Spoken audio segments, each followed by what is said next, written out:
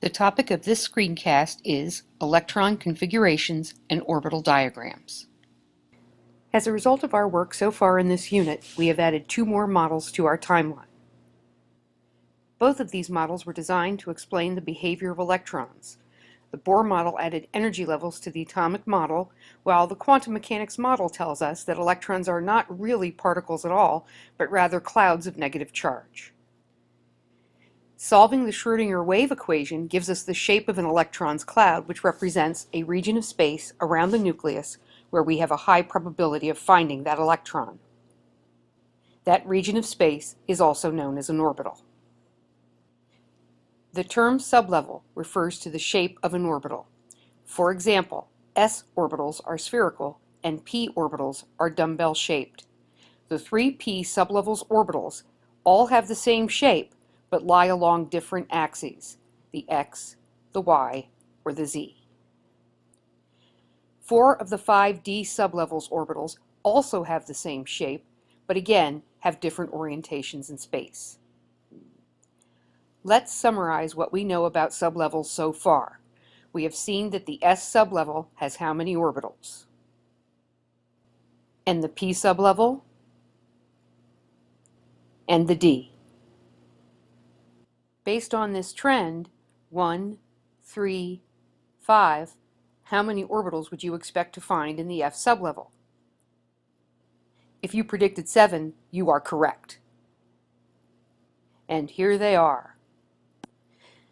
So we have 1 orbital in the s sublevel, 3 in the p, 5 in the d, and 7 in the f. Those are the only sublevels known to exist at this time. Future sublevels will be identified alphabetically as G, H, I, and so on. It's very important to understand how electrons, orbitals, sublevels, and energy levels fit together according to the quantum mechanics model. Let's start with energy levels, first proposed by Bohr. According to the quantum mechanics model, each energy level contains one or more sublevels. As we have just seen, each sublevel contains 1, 3, 5, or 7 orbitals. Each orbital can hold a maximum of 2 electrons, and those 2 electrons must have opposite spin. That means that one electron's cloud is rotating clockwise, while the other's is rotating counterclockwise. No matter in which energy level a sublevel is found, the orbitals always have the same shape. They simply differ in size. For example, s orbitals are always spherical. They just get bigger as we move to the next energy level because they are further from the nucleus. We can see that illustrated here. 1s, 2s, 3s. Remember that there are 3 orbitals in the p sublevel, 1 each on the x, y, and z axes. They fit together like this. Let's see how our model of the atom looks now. First, we have energy level 1. It contains only the s sublevel, so we label it 1s to indicate that it's an energy level 1.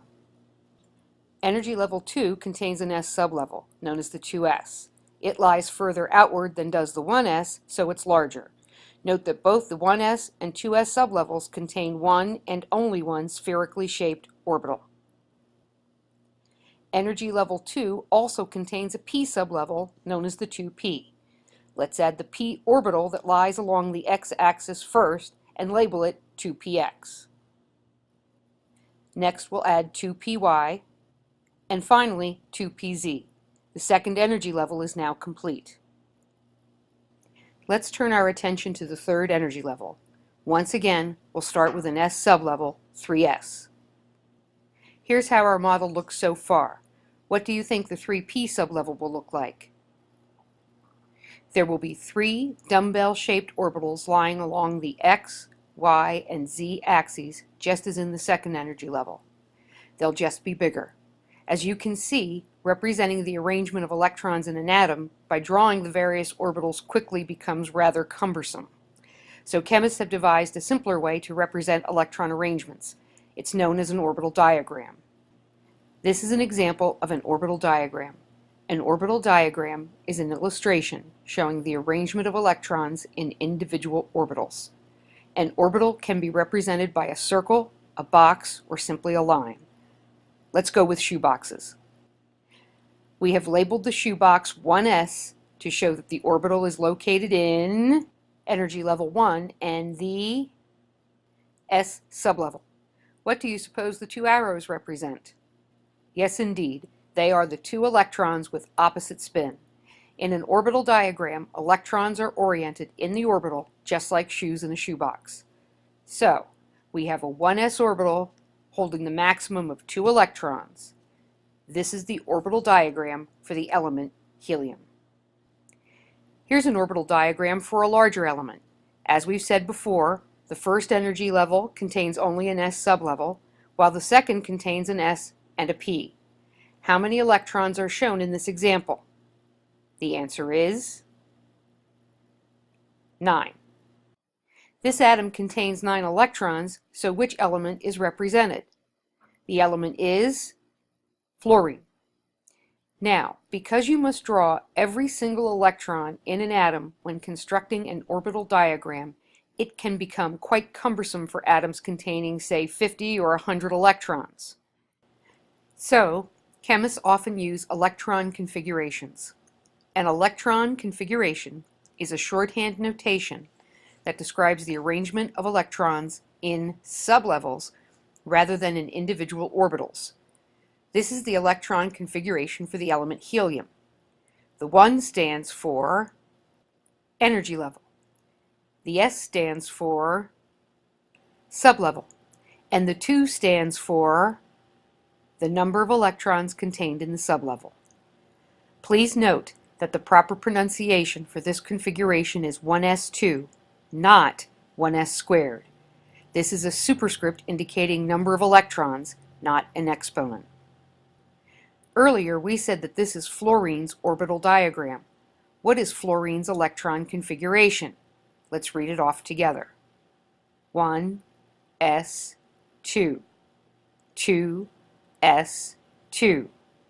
2p5. This is how we would write fluorine's electron configuration. Here's a configuration for a different element. How many electrons are found in the atoms of this element? The answer is 11, and the element is sodium. Now the question becomes, how do you construct an orbital diagram or electron configuration for an element? Well, first, there are 3 rules to live by. The first is known as the Pauli exclusion principle, and you already know it. It states you can have no more than 2 electrons of opposite spin occupying the same orbital. What's wrong with the orbital diagram shown here? The electrons in the last p orbital have the same spin. This is a violation of the Pauli exclusion principle. The second rule of the electron road is known as Hund's rule, and it applies to all sublevels except the s. This rule states you must place 1 electron in each p, d, or f orbital before you double up. Let's see how this works. So far, we have placed 5 electrons in this orbital diagram. Where does the 6th electron go? The 7th? The 8th? And the element is oxygen. What's the reason for Hund's rule? The answer is simply electron repulsion.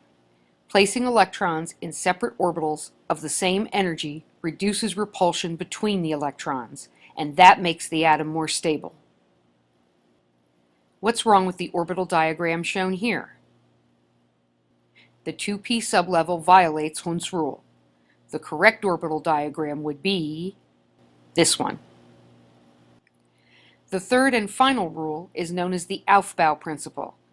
This principle tells us that we must place each electron in the lowest energy orbitals first. So the first 2 electrons must fill the first energy level. On to the second energy level. Note that the 2s sublevel is slightly lower in energy than the 2p.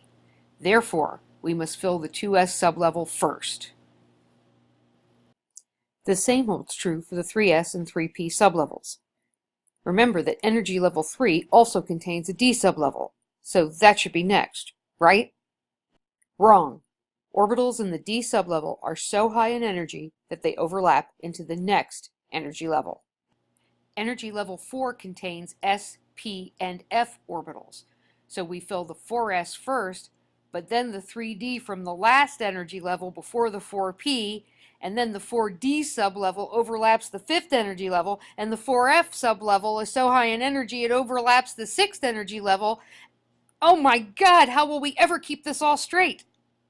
That is a topic for class. In the meantime, deep cleansing breaths, and thanks for watching.